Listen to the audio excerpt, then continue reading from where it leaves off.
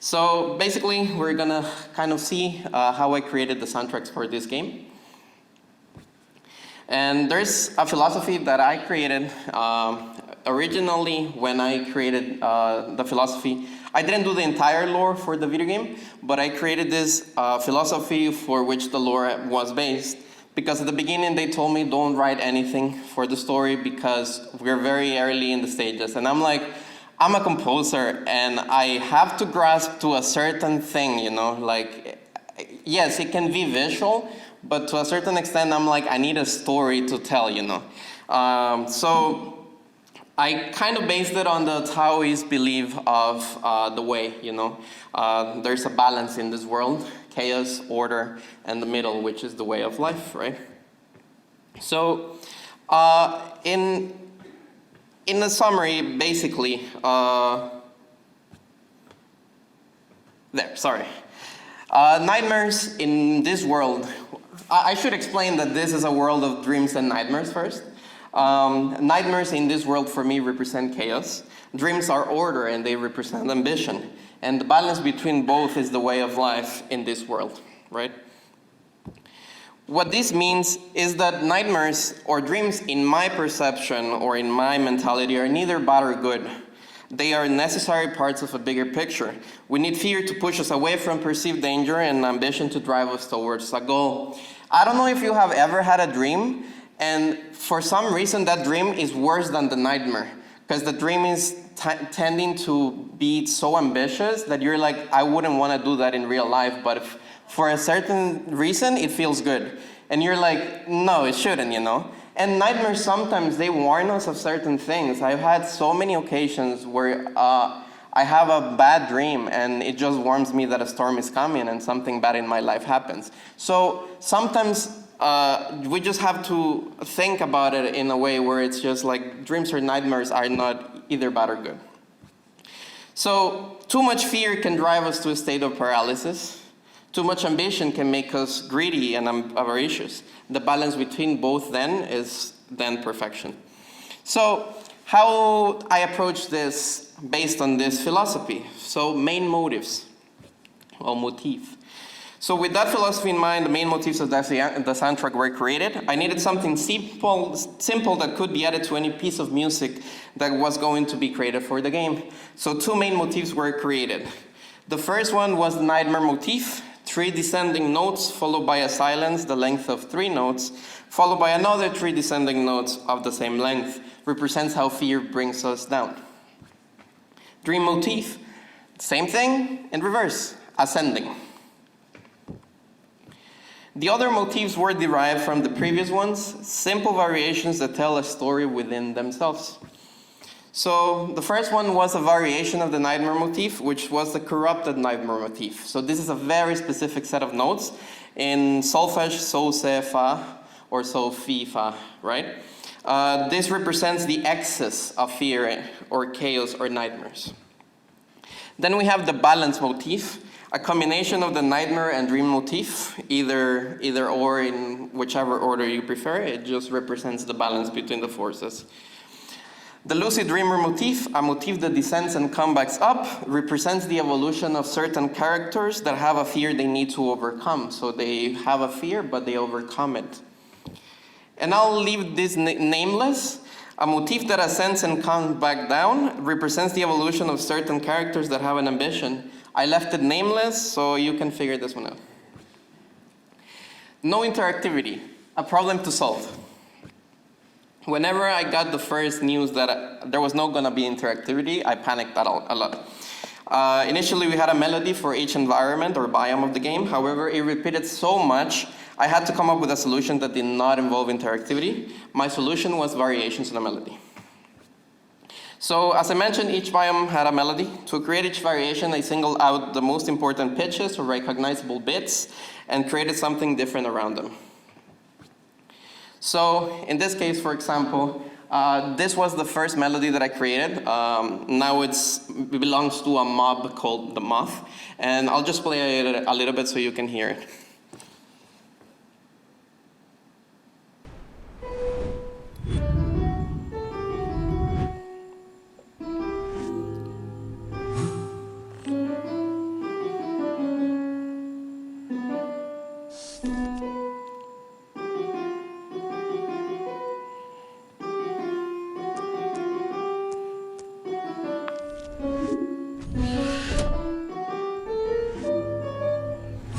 Okay, so if you see, I made a little bit of a sign on a few notes there. I don't know if it's very visible from there. Is it visible? Cool. So if you notice on the first phrase, we have a B, an F, and an A singled out, and the big squares, it's a whole phrase, right? And then you later see a red squares. That's the nightmare motif, the excess of the corrupted nightmare motif, right?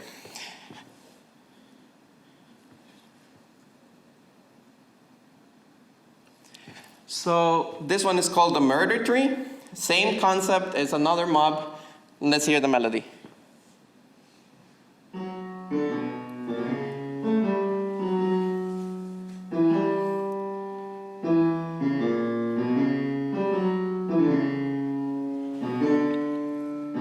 And then that section is the same. Now let's hear this one.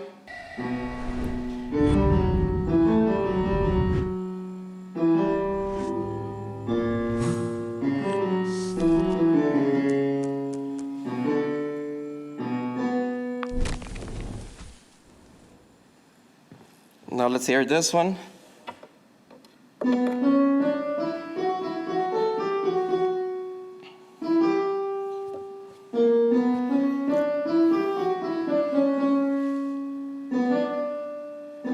So I don't know if you noticed, I'm not going to explain like every single like little note that I did there. But if you see, it basically it's based on the same melody. It's just how you get to it that matters, right? So the first phrase is very tight in between all those melodies, but then the second phrase I kind of let go and kind of let the melody take me where it wants to go.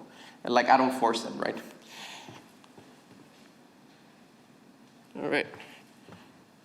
Okay, another storytelling device that I use, textures, right? And they're very important. For me, textures were my way of adding color and representation of characters. Generally, strings represent nightmares, brass represents dreams, guitar, air holes, saxophone, they represent the lucid dreamers, main characters, and so on and so on. Harmony.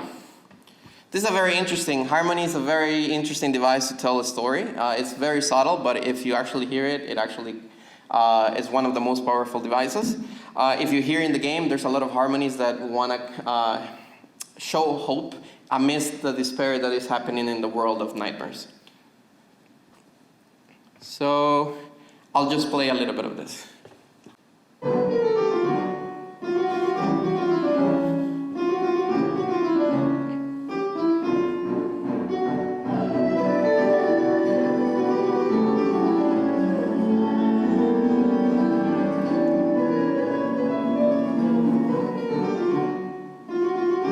Okay, I'm gonna advance a little bit on that. I don't know if you noticed, but if you see, we went from the one chord to the diminished second to the diminished seventh, which are darker chords for those who don't know much about music. And then for the other part of the melody, I removed the chromaticism from the line and put the major 6 and the minor 5, etc., which gives it a little bit of a lighter and like hopeful feeling. I'm gonna go a little bit fast because if not, Dale is gonna pull me with a shepherd's hook.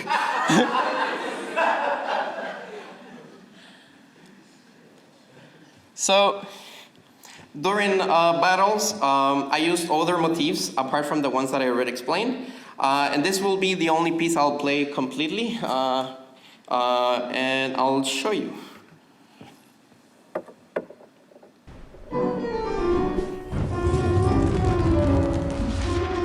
So that first motif you see is the motif of the sleeper.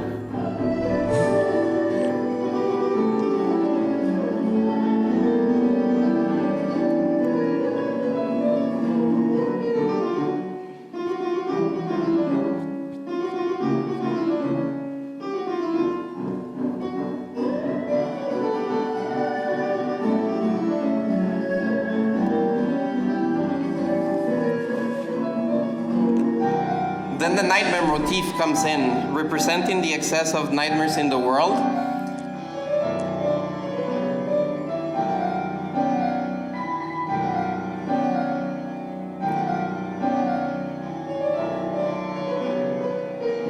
Second motif comes in. This is the influence of the excess of nightmares influencing the boss, the sleeper.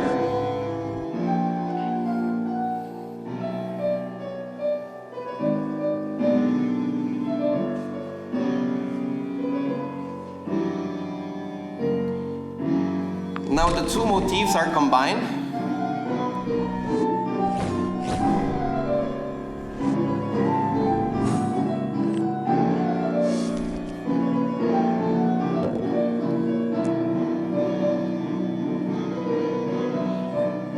But then the motifs are cleansed.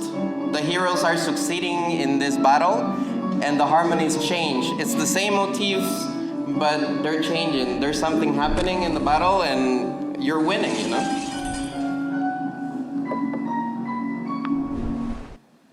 So, can I play this game? Yes, you can download it today on the App Store or Google Play Store, I think it is, for Android devices. And yeah, and you can support us. And that's basically it. I had another listening, but if I think I'm out of time. But I think I'm done. Any questions?